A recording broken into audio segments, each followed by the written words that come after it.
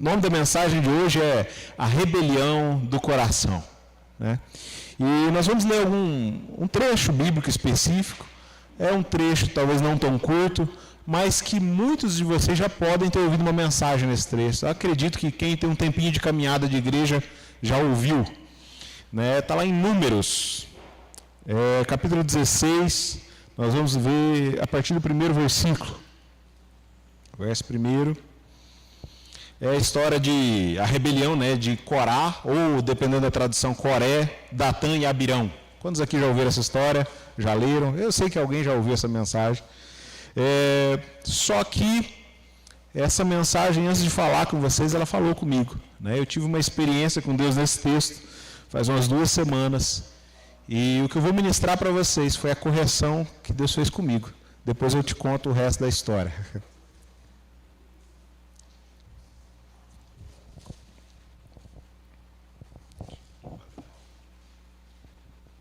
Quem encontrou diz amém, quando encontrou diz misericórdia, sangue de Jesus. Não está aqui. Só pelo horário mesmo. Vamos ao texto. Corá, filho de Izá, filho de Coate, filho de Levi, tomou consigo Datã e Abirão, filho de Eliabe, e também On, filho de Pelete, todos da tribo de Ruben. Se levantaram diante de Moisés com 250 homens dos filhos de Israel, chefes da congregação, eleitos por ela, homens de renome. Se juntaram contra Moisés e Arão e disseram: basta, toda a congregação é santa, cada um deles é santo, o Senhor está no meio deles. Por que então vocês se exaltam sobre a congregação do Senhor? Quando ouviu isso, Moisés caiu sobre o seu rosto, falou a Corá e todo o seu grupo, dizendo: amanhã, pela manhã, o Senhor fará saber quem é dele, quem é o santo que ele fará chegar a si. Aquele a quem ele escolher, esse ele fará chegar a si. Façam isso. Peguem incensários. Você, Corá, todo o seu grupo. Ponham brasas nos incensários. Amanhã. Coloquem incenso sobre as brasas diante do Senhor. O homem a quem o Senhor escolher, este será santo. E agora basta, filhos de Levi. Moisés também a Corá. Agora escutem, filhos de Levi. Será que para vocês é pouca coisa o fato de o Deus de Israel ter separado da congregação de Israel para os fazer chegar a si, a cumprirem o serviço do tabernáculo do Senhor e estarem diante da congregação para ministrar-lhe? Ele fez chegar a você, Coré, todos os seus irmãos, os filhos de Levi com você. E agora vocês buscam também o sacerdócio? Portanto, você e todo o seu grupo estão contra o Senhor. Arão, o que é que ele tem para ser murmurado contra ele? Moisés mandou chamar Datã e Abirão, filhos de Eliabe. Porém eles disseram: não iremos. Será que é pouca coisa o fato de você ter nos tirado de uma terra que mana leite e mel para nos fazer morrer nesse deserto? E agora você quer também se fazer príncipe sobre nós? Além disso, você não nos levou a uma terra que mana leite e mel, nem nos deu campos em vinhas como herança. Você pensa que pode arrancar os olhos dessa gente? Pois não iremos. Até aí por enquanto. Qual que é o quadro? Esse povo foi tirado do Egito. Esse povo já tinha construído o tabernáculo. Até a construção do tabernáculo, mais ou menos uns 2 anos. Era um tempo de deserto necessário. Terminou de construir o tabernáculo, bora para a terra prometida. Estão caminhando para lá, chegam no lugar, e aí é o momento dos 12 espias. Os 12 espias vão, olham a terra, voltam, 2 voltam com um testemunho favorável, Josué e Caleb. O restante dos príncipes falou: não, a terra consome seus próprios habitantes, o povo que vive lá, nós vimos os filhos de Anak, os descendentes dos gigantes, e nós éramos como aos nossos próprios olhos, gafanhotos, e aos olhos deles também, gafanhotos. Esse relato foi o suficiente para toda aquela congregação, quase 3 milhões de pessoas, estimativa bem baixa, chorar e reclamar a noite toda, dizendo: Deus nos trouxe do Egito aqui para morrermos aqui. E essa brincadeira acabou muito mal. Naquela noite Deus disse: olha, Moisés vai, pede perdão por eles e tudo. Ele fala assim: olha, essas crianças que vocês disseram que seriam feitas escravas na terra, são elas que vão entrar na terra. De vocês aqui, todos que estão vivos, ninguém entra. À exceção de Josué e Caleb, família deles, mas mais nenhum homem.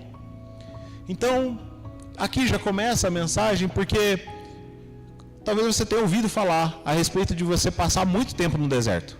Não é quase que o crente construir a cama dele no deserto e passar muitos anos lá. Então, às vezes o deserto é uma área difícil dentro do casamento, é uma área na sua vida profissional, uma área na sua vida pessoal. Mas o contexto me mostra que o tempo de preparação para entrar na terra eram só 2 anos. Era o tempo de preparar o tabernáculo, organizar o sacerdócio. Era só isso. 2 anos era o tempo. Agora, Deus fala assim: ninguém vai entrar. Leva 40 anos para toda aquela geração morrer. Então, irmão, se você já tem entendido que não é normal, esse é o meu deserto, você já tomou posse do deserto. Eu quero te dizer que o deserto não é lugar para você viver. É lugar para você passar por ele. Existe um tempo, existe um encontro, existe uma revelação de Deus no deserto. Muitas vezes no deserto é o lugar que a gente desenvolve empatia. Aquele momento que a gente passa a olhar para os outros e se identificar com as dores deles. Pode ser uma enfermidade, pode ser, mas é por um tempo. Não é o lugar para você colocar sua cama e viver lá para sempre. Certo? Amém? Mas tudo isso é o contexto deles. Então, essa geração que está ali, Coré, Datã e Abirão, são a geração que não vão entrar na terra. Eles tinham um diagnóstico, e eu queria que você pensasse nisso. Imagina esse diagnóstico: você nunca vai entrar na promessa que eu tenho para você. E tem mais, você não vai morrer agora. Você vai passar 40 anos rodeando no mesmo lugar. Você já parou para pensar um diagnóstico desse? Esse sonho que você tem, ou que Deus falou com você, nunca vai se realizar. Esse era o quadro desse povo. Às vezes a gente olha um pouco para eles e pensa assim: é difícil de entender a reclamação, mas o quadro é: pelos próximos 40 anos, ninguém entra. Vocês vão viver no deserto. Vou sustentar, vocês não vão morrer de fome, vocês vão morrer de velho. A hora que todos vocês estiverem morridos, todos aqueles de 21 anos acima vão entrar. Esse é o quadro.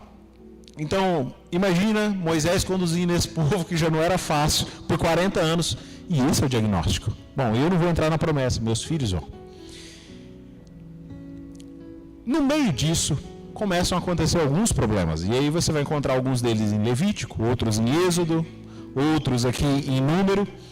E o problema que nós estamos vendo aqui é o quê?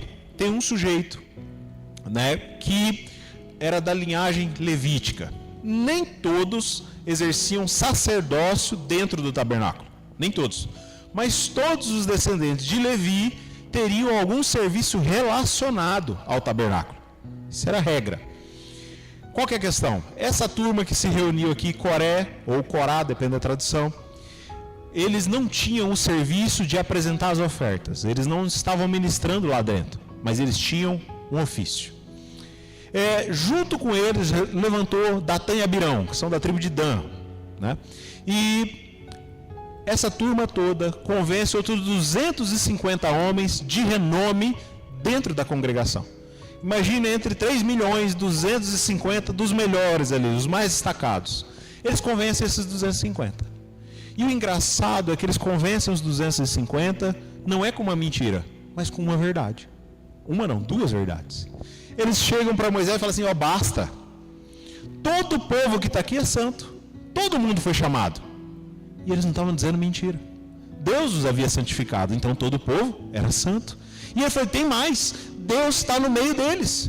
Por que você vai liderar? Por que você vai continuar à frente? E nós lemos também o finalzinho, a partir dos versos 13, em que Moisés manda chamar, porque ele confrontou Coré e os 250. Agora ele manda chamar o Datã e Abirão. E Datã e Abirão fala: não vou. Sabe, criança fala: vai, não vou. Adolescente. Aí fala: não vou. E ele fala assim: olha, isso não vai ficar desse jeito. Só que Datã e Abirão não só dizem não vou, eles mandam um recado de volta. Eles vão dizer assim: olha, você nos tirou de uma terra boa, que manava leite e mel. Eles estão falando do Egito. Você nos tirou de um paraíso na terra. Todos sabem que o Egito não era um paraíso na terra. Mas passou um tempo. Sabe, muita gente sai debaixo do pecado, sai debaixo das festas, sai debaixo da dependência química. Eu fui um cachaceiro assim, de mão cheia, irmãos, de caneco cheio, na verdade. E muita festa, muita bagunça, muita promiscuidade.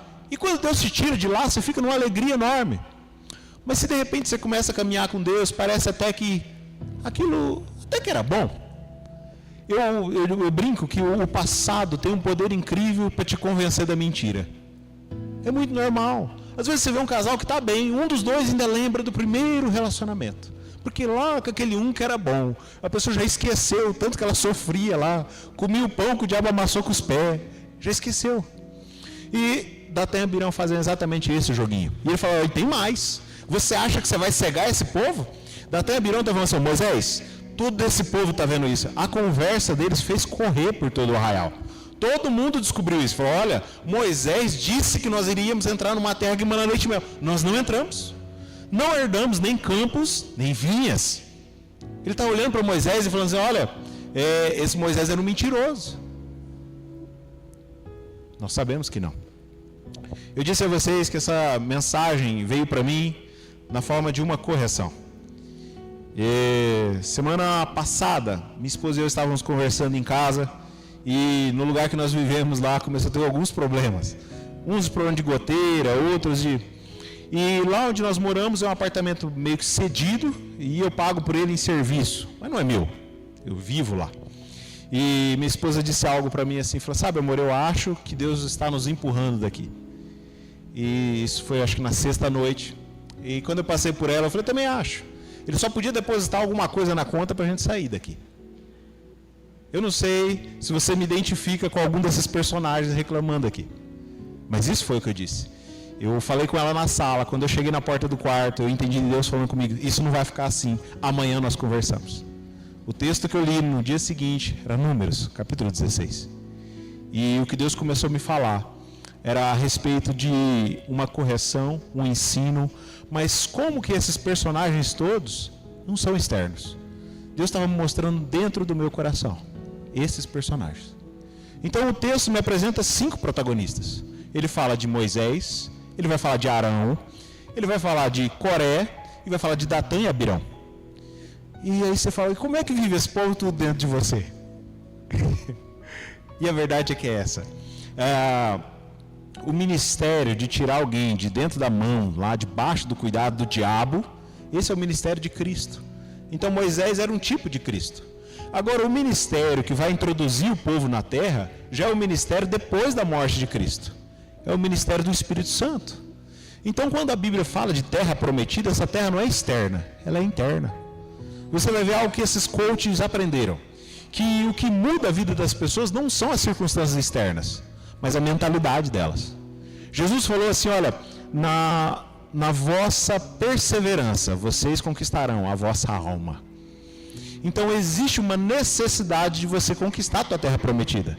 E por mais que Deus venha mudar as circunstâncias externas, Ele normalmente muda você por dentro. Isso é para aqueles que querem viver o que Deus tem para eles. Certo? Então, Deus foi falando comigo o que significava cada um desses personagens. Eu falei, o Moisés que você está vendo no texto é a minha voz. Essa é a voz de Deus falando com você. A direção que Deus já te deu, aquilo que você aprendeu, o que você já sabe. O Arão significa o seu serviço, aquilo que você já tem feito para mim. A tua caminhada comigo, o tempo que você me entrega, o tempo que você se submete. Esse é o Arão dentro de você. Agora, o Coré é aquela parte sua que começa a achar que você está fazendo tudo certo. O Coré é aquela parte que começa a olhar, meu Deus, se eu faço tudo tão certo, eu me esforço tanto, por que eu não estou naquele lugar que Deus tem para mim? Por que eu ainda não estou vivendo? O Coré dentro de você é aquela parte que começa a se sentir injustiçada. É aquela parte dentro de você que começa a falar assim, olha, já era tempo de eu estar vivendo o que Deus tinha para mim. Eu me esforço tanto, sou dizimista, ofertante, eu ensino, sou fiel à minha aliança, cuido dos meus filhos. E por que não está acontecendo? O Coré é esse personagem impaciente dentro do nosso coração. O meu casamento era para estar bom, o meu casamento era para estar bem, eu faço tudo certo. O de fulano dá certo, o de ciclano dá certo, por que o meu não está dando?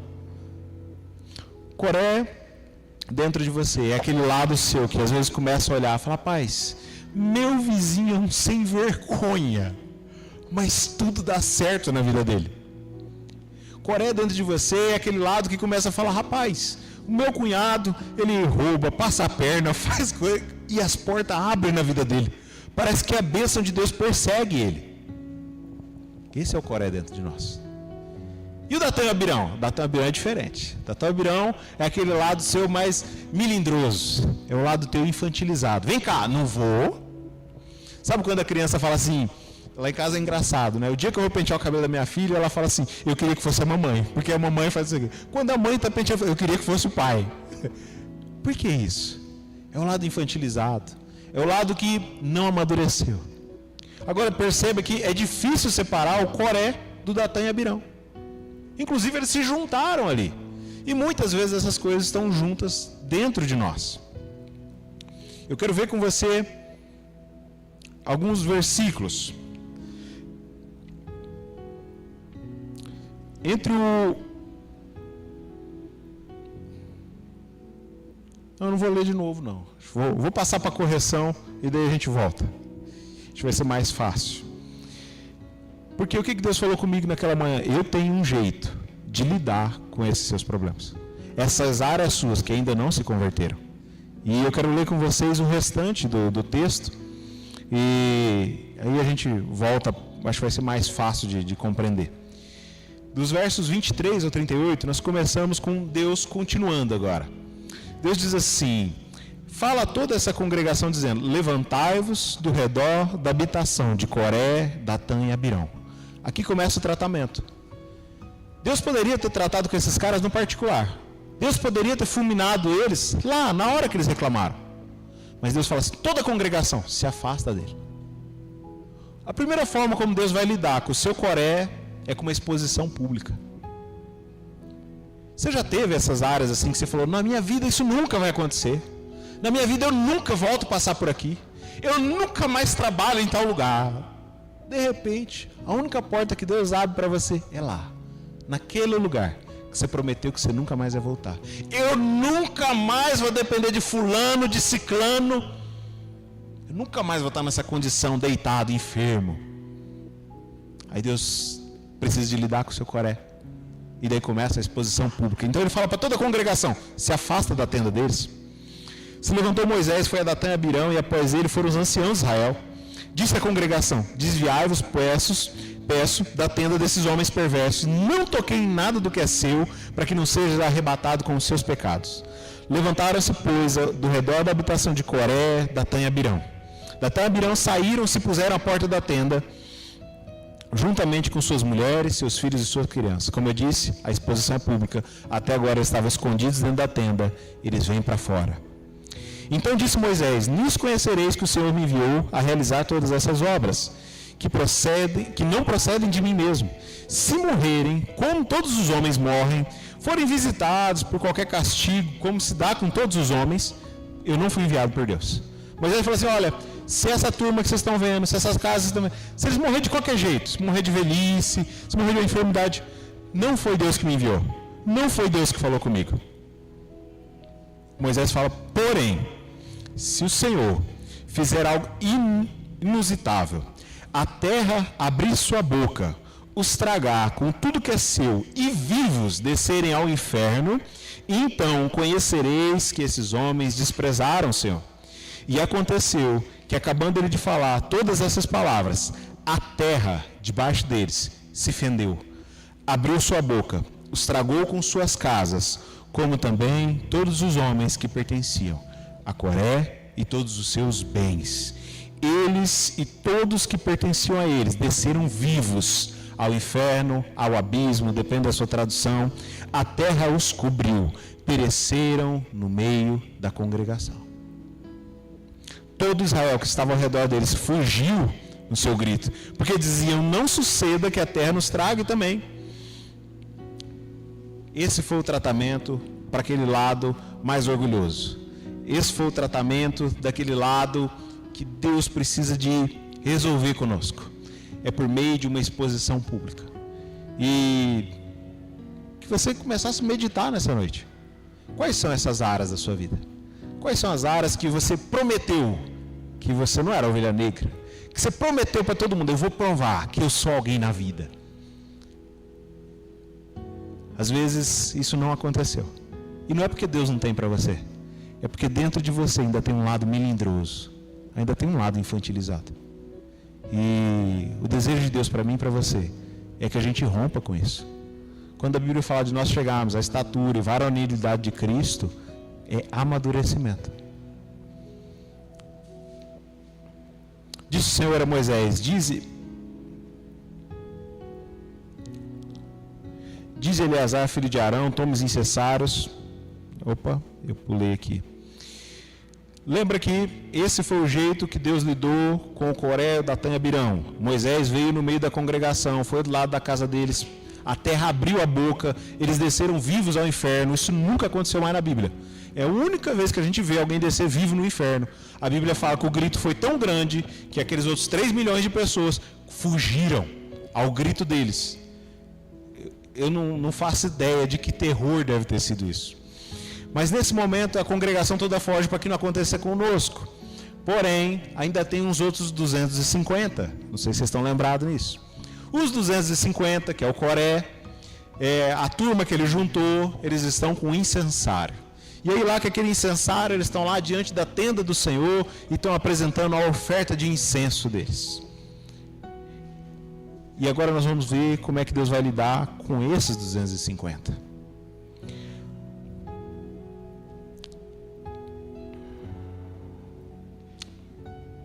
Verso 35. Procedente do Senhor, saiu fogo, consumiu os 250 que ainda ofereciam incenso. Uma turma, Deus fez uma exposição pública. Agora tem uma outra turma que não tem audiência. Tem uma outra turma que está lá, diante de Deus. E aí Deus limpa eles com fogo. Eu disse para vocês que esses personagens estão dentro de nós. Paulo diz que tudo que foi escrito para o nosso ensino foi escrito. Naquele dia em que eu disse aquelas palavras para minha esposa, que eu disse que Deus podia, o que Deus me fez pensar é que o motivo de que você não mudou de ciclo ainda, porque é seu, é porque tem essas áreas que eu quero tratar dentro de você. Já é hora de você amadurecer. Eu não tinha direito de reclamar de Deus, porque Deus não me deve nada.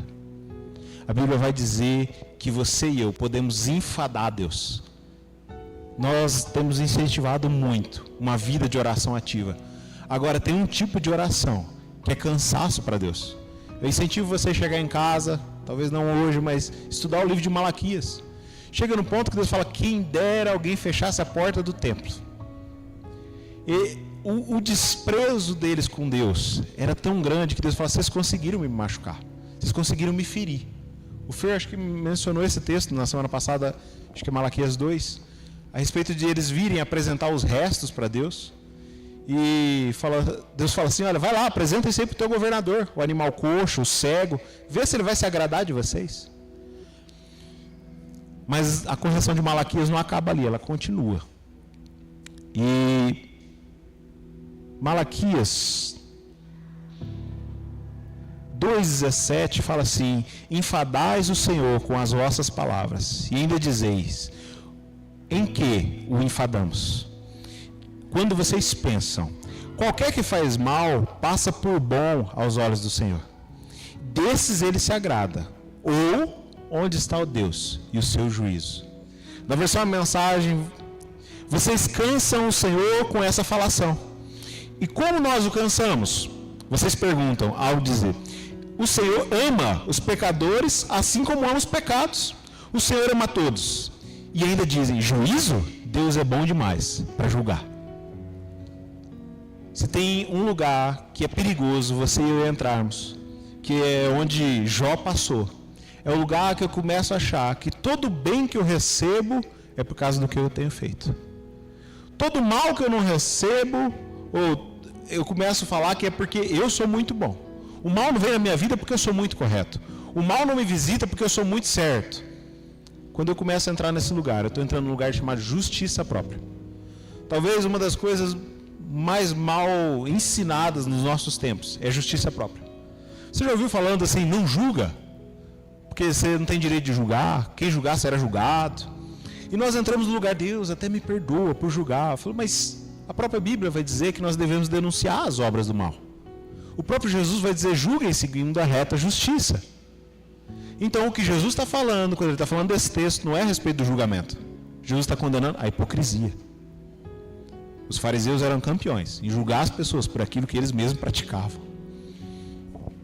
É como se o sujeito que rouba o banco vem aqui, faz um discurso e condena o irmão que furtou um picolé. E aí ele ainda dá para ele uma carta de disciplina.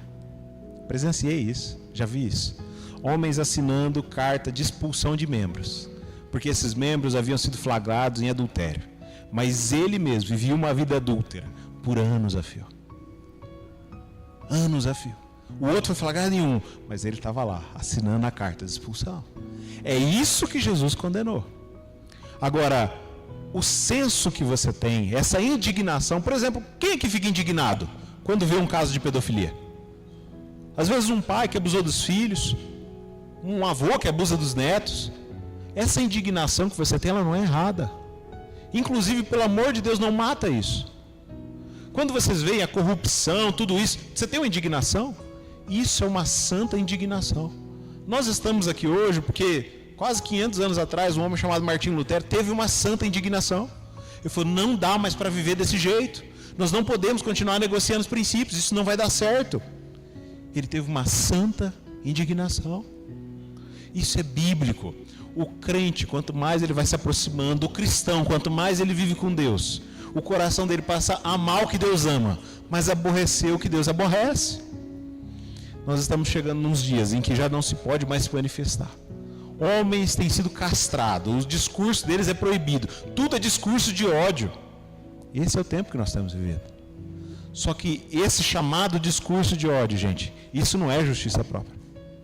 Justiça própria é quando eu começo a olhar para Deus e falar, Deus não faz justiça.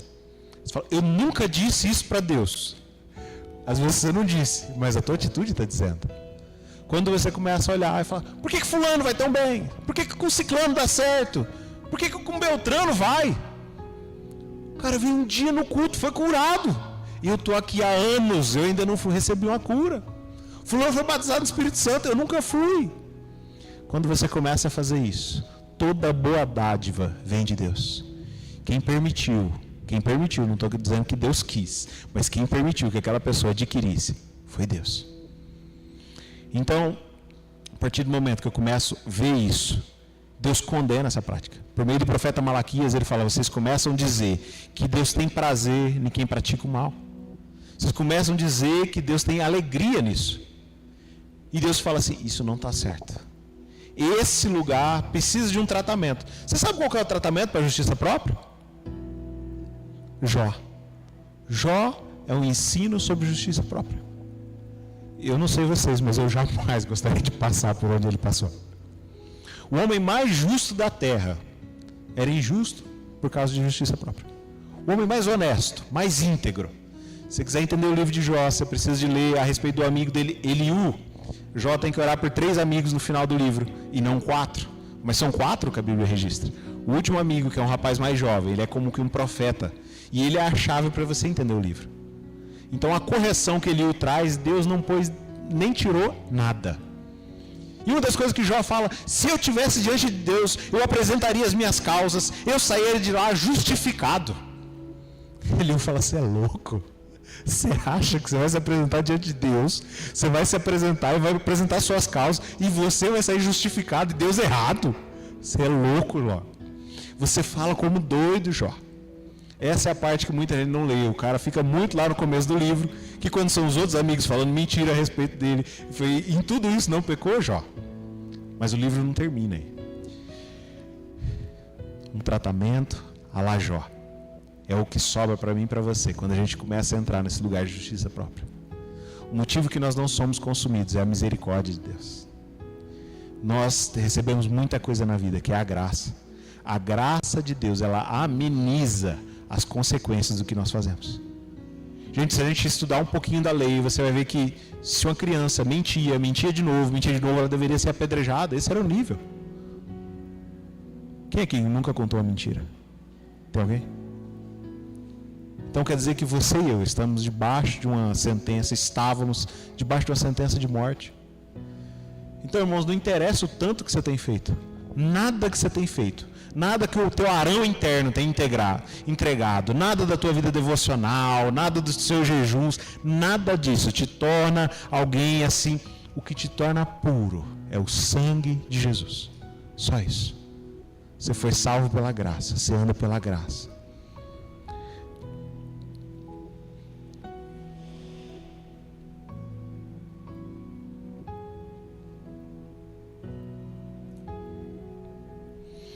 A hora que Coré começa a comparar a vida dele com a de Moisés, e ele entra nesse lugar de há tanto tempo que eu estou aqui e comigo não acontece. Minha esposa e eu vamos completar esse ano 10 anos de casado, e a gente viu Deus fazendo em muitas vidas, e parte do que eu estava falando naquela noite foi exatamente esse sentimento.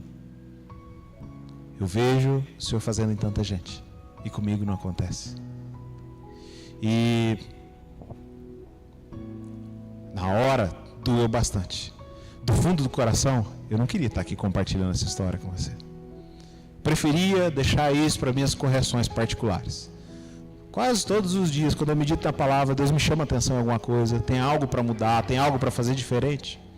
Esses dias eu estava criticando uma irmã que ela tem o hábito de orar todos os dias às 6 da tarde. E eu pensando assim, que religiosidade, por que orar todos os dias às 6 da tarde? Aí você vai lá para Números, você vai encontrar, eu acho que é no 18, no 19, a oferta diária. Essa oferta tinha que ser feita todos os dias. E ela começava com uma oferta pela manhã, um cordeiro pela manhã. Mas tinha uma outra oferta que era feita na viração do dia, na hora do crepúsculo, às 6 da tarde, se você quiser saber. Então, essa irmã, que ela é tão usada por Deus, ela descobriu um princípio que eu não tinha descoberto. E eu estava criticando ela. Então, muitas vezes, tem princípios escondidos que eu não conhecia. E aí você começa a se sentir preterido na fila. Você não sabe o processo que o outro passou, você não sabe o que o outro entregou, que talvez você não entregou. Mas eu tenho para mim, e as escrituras vão reforçar isso, que de vez em quando Deus faz os seus inimigos crescerem. Aqueles que se opõem a você, Deus começa a fazer o incrível na vida deles. Deus começa a permitir isso tudo. E é nesse momento que Deus vai começar a discernir o que tem dentro do seu coração. Em Deuteronômio, Deus vai falar assim: olha, eu os humilhei por esse tempo todo no deserto, para fazer subir o que estava em vosso coração. O período do deserto não é para Deus descobrir o que você tem no coração. Você tem que ler o texto e entender. Deus sabe do seu e do meu coração. Definitivamente nós somos pesados na balança. Quem não sabe do seu e do meu coração, somos nós. 2013, na época que eu era pastoreado pelo pastor Zé Hélio, eu numa busca muito intensa, querendo muito de Deus, querendo viver assim. O pastor Zé Hélio tinha umas experiências fora do normal, né? Ele teve caso dele marcar um atendimento, de atender uma pessoa, ele não foi. Depois, quando ele procurou a pessoa no final de semana para pedir perdão para a pessoa que não tinha ido, a mulher falou: não, mas você foi lá em casa. Eu falei: não, eu não fui. Um anjo foi no lugar dele para fazer o que ele não foi. A gente acredita que foi um anjo, mas não dá para saber. A verdade é que alguém exatamente igual ele esteve na casa dela, comeu com ela, mas não era ele. Ele estava num sítio longe de Cuiabá. E aí você começa a caminhar com um homem de Deus desse, e você começa a falar assim: eu quero viver isso também. Eu quero entrar nesse lugar. E eu fui aprender com ele como que ele fazia, como que era a vida devocional dele com Deus. E eu comecei a praticar aqueles princípios. E um dia eu já estava cansado, né? A Paula e eu estávamos vendo as conversas nossas de quando nos conhecemos em março de 2014. E eu estava cansado de tanto buscar e não tá vendo aqueles sinais, não tá vendo essas intervenções. E um dia eu estava dirigindo lá em Cuiabá, e eu lembro que eu falei: Deus, que coisa, eu vejo tanta gente que não está nem aí com o Senhor. Eu já conheci tanto profeta de Deus usado, tanta gente que ouve tua voz, e eu nada. que está faltando para o Senhor fazer na minha vida? Eu não terminei de fazer isso, um cara me fechou. A hora que o cara me fechou, e eu estava errado, na verdade me fechou assim. Eu entrei onde não deveria e ele passou com o carro. Então, poderia ter esperado, mas o errado era eu. A hora que isso aconteceu, a primeira coisa que eu fiz, eu tinha morado em Ribeirão Preto, eu tinha passado pelo menos uns 3 anos treinando luta. MMA, Gil, boxe, eu gosto de esporte de contato. A hora que aquele cara me fechou, a primeira coisa que eu fiz, eu saí com o carro atrás dele. Quando eu estou indo com o carro atrás dele, aí Deus falou, o que você tinha orado agora há pouco? Eu falei, meu Deus, eu jurava que eu estava pronto.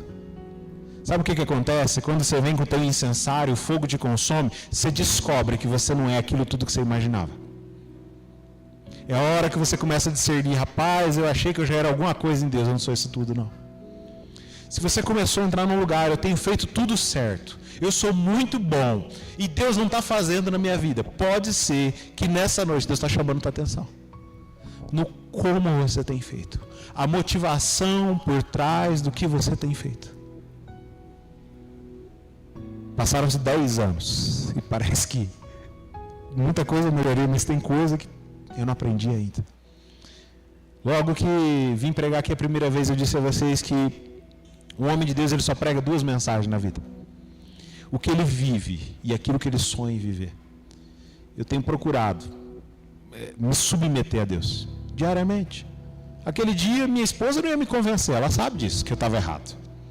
O único que podia me convencer era o Espírito Santo, e tinha que ser num devocional. O motivo de nós insistirmos em você fazer um devocional é para Deus te corrigir, para nós não termos que perder tempo com isso. Deus pode falar com você, você facilita a nossa vida. É lógico que naquilo que Deus nos direcionar, nós em amor, nós vamos te corrigir. Mas, gente, até apanhar de Deus é gostoso. Eu me sinto amado. Por mais que na hora que ele falou assim, amanhã nós vamos conversar sobre isso, eu queria falar assim, não tem nada o que conversar. O Senhor me fez uma promessa e não está acontecendo. E foi engraçado que Deus não falou, vou falar com você hoje à noite. Eu conheci o texto. Muitas vezes eu ouvi mensagem em cima do texto que nós estamos meditando para falar a respeito de gente se rebelar dentro da igreja. De gente se levantar contra a autoridade.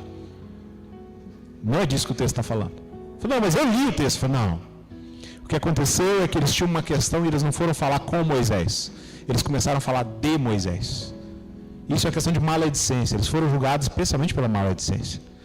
Não existe, guarda isso, princípio bíblico que o seu líder vive em pecado e você não tem que falar nada. Não existe. Deus vai ter com ele, eu não posso falar com ele. Não existe isso. Então, muitas vezes que eu vi essa mensagem, era alguém querendo controlar vocês. É muito fácil alguém querer governar vocês, dizendo assim, olha, vocês não têm direito de questionar seu líder. Porque o seu líder, Deus vai tratar com eles. Não é assim que a Bíblia fala. Pedro estava se desviando da verdade do Evangelho. No dia que ele começou, ele sentava com os gentios, a hora que chegou a turma de Tiago, ele pega e começa, não, eu não posso sentar com os gentios. Paulo vai lá e o resiste na face, na hora. Falei assim, oxe, você estava aqui, você comia com o gentil, agora chega a turma de Tiago e você não come? Você está se afastando da verdade, da simplicidade do Evangelho. Vamos parar para pensar? Quem que era Paulo, quem que era Pedro? Pedro é o apóstolo. Pedro é o cara que recebeu uma promessa, foi um dia você vai estender seus braços. E João acrescenta, falava isso com que tipo de morte havia de glorificar a Deus. A Bíblia registra que Pedro um dia, por meio da sua morte, iria glorificar a Deus, crucificado, braços estendidos. Esse é Pedro, o cara que andou sobre as águas. Agora quem que é Paulo? O cara que perseguiu a igreja. Ele nem conheceu Jesus pessoalmente, carne e osso. Ele veio depois. Quem que é Paulo para repreender Pedro? Para e pensa nisso. Então, muitas vezes, nós temos muita gente liderando igrejas, vivendo em pecado, mas especialmente porque você tem um povo extremamente passivo. E as pessoas usam um texto como esse para doutrinar as pessoas. Você não pode questionar a teoria, ele é um ungido do Senhor. O dia a gente trata mais sobre esse assunto do ungido, não é nem meu foco hoje. Tem uma hora que Moisés vai dizer no versículo 11, ele fala assim, quem que é Arão para vocês contenderem com ele? E eu falei, Deus, o que quer dizer isso? Nós estamos falando assim, olha, Arão tinha feito muito pouquinho ainda. Você não faz nem ideia do que Deus projetou para você. Você não faz nem ideia como que vai ser o seu serviço. e um serviço debaixo da unção e do poder do Espírito Santo. E aí ele está falando, vocês estão contendendo com... Quem que é Moisés? Quem que é o que você fez? O que é isso que você fez? Você acha que é isso tudo? Me casei, botei minha vida em ordem. Agora Deus vai falar, calma, irmão. Vai devagar. Tem um monte de coisa para você colocar em ordem.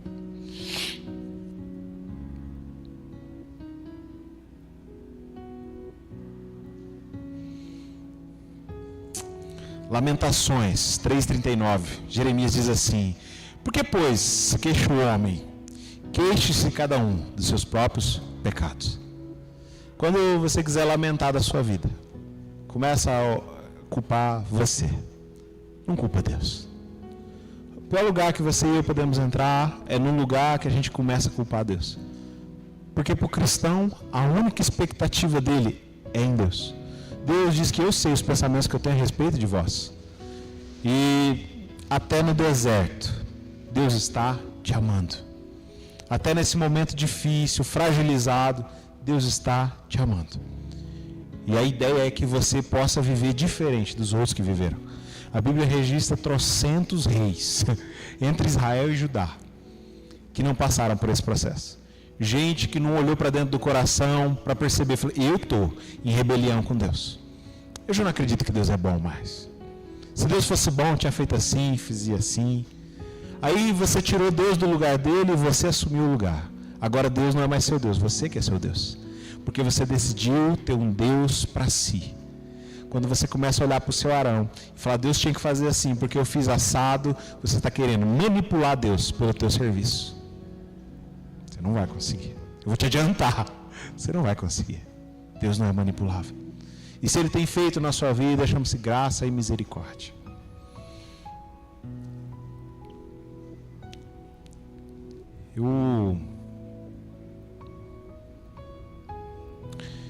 Eu creio, irmãos, que isso pode ter feito sentido para alguém aqui dentro. E depois a gente vai ter um tempinho para orar. Mas eu não queria terminar essa mensagem só assim... eu sou isso aí, eu tenho essa rebelião no coração, Deus tem me tratado publicamente, eu já fui envergonhado diante dos meus familiares, fui envergonhado diante dos meus colegas de trabalho, fui envergonhado por aquela prima que já casou e eu não casei. Eu não queria só terminar assim. Eu quero te dizer que existe uma expectativa para o teu Arão interno, para o teu sacerdócio. E foi engraçado porque a expectativa veio logo para mim no capítulo seguinte. No capítulo 17, chega num ponto Deus fala assim, Moisés, eu quero resolver esse problema, das pessoas questionarem a liderança de vocês. Vocês vão fazer algo. Eu quero que você pegue os 12 príncipes da tribo de Israel. Pega 12 príncipes. E Arão vai representar Levi. Desses 12 príncipes, cada um vai pegar um bordão, tipo aquele de pastor, e cada um vai escrever o nome da tribo no bordão. Isso está lá no Números 17, do 2 ao 10. E aí, quando Deus fala assim, só que na tribo de Levi, você não vai escrever Levi. Na tribo de Levi, você vai escrever Arão. Deus pegou o seu nome e colocou no bordão. Aí quando Deus pega o nome e põe no bordão, Ele fala assim, o homem que eu escolher, o bordão vai dar fruto. E eles colocam as varas lá dentro, os bordões, e no dia seguinte, quando eles levantam, só o bordão de Arão frutificou. Deu flores, botões e amêndoas. O que eu quero dizer com isso? Chega uma hora, irmãos, que você não precisa de fazer esforço para ser projetado. Chega uma hora que você não precisa de fazer esforço para ser visto. Chega uma hora que você não tem que provar que Deus é com você. Chega uma hora que Deus quer provar que Ele está com você. É a hora que a coisa inverteu. Mas isso é um processo. Tem um lugar que é Deus quem vai te projetar. Aí você fala, que incrível, imagina esse Arão andando com essa vara para lá e para cá, cheia de amêndoa, cheia... Não. Deus fala, faz o seguinte, Moisés, ele veio, apresentou, no dia seguinte ele falou, guarda agora a vara. Coloca ela lá, junto com a Arca da Aliança. Você sabe o que isso quer dizer? Ele falou, não é porque Deus fez na sua vida que você pode humilhar alguém. Não é porque Deus fez na sua vida que você pode pisar em alguém. Talvez uma das coisas que a gente mais tem sofrido, se eu pedisse para levantar a mão, quem aqui já foi humilhado? Por alguém que teve uma vitória e a pessoa parece que fez questão de contar para você na área que você não venceu. Quem já passou por isso? Alguém? E aí você tem esse momento e Deus está dizendo que a hora que você chegar lá, você não vai fazer assim. Do jeito que Deus quer fazer, é para fazer diferente. Ok, te representei, eu te afirmei, me dá de volta a vara, deixa eu guardar no lugar. Deus vai falar para você, ok, eu fiz. Agora ensina os outros. Leva os outros nesse lugar. Amém? Vamos ter um tempo de oração? Se é que essa mensagem falou alguma coisa com você.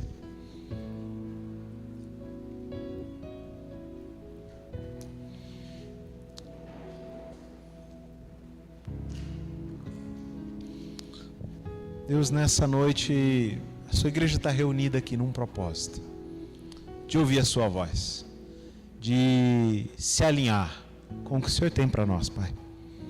Nós cremos que o Senhor tem algo para falar no nosso coração.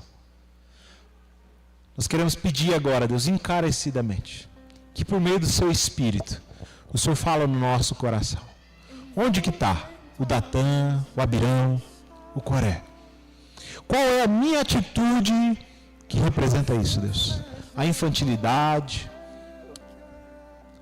ou o momento de justiça própria, em que eu acho que eu sou isso tudo e o Senhor não está fazendo na minha vida. Ou o momento que eu começo a achar que fulano não merecia receber. Mostra no nosso coração agora, Deus. Nós reunimos como igreja aqui para um único propósito. Cultuar o teu nome, mas que o Senhor venha falar conosco. Nós queremos ser diferentes amanhã do que nós fomos até hoje. Queremos entrar num outro lugar no Senhor, Deus. Nós queremos confessar nessa noite, Deus. O Senhor é o nosso Deus. No Senhor está a nossa expectativa e nossa única esperança.